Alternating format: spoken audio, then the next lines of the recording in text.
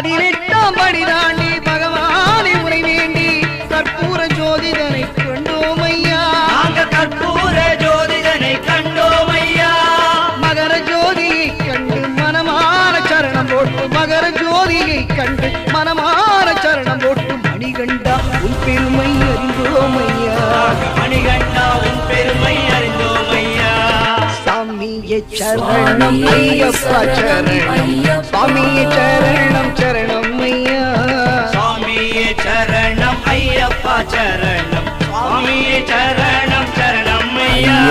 சுவாமியே சரணம் ஐயப்பா சரணம்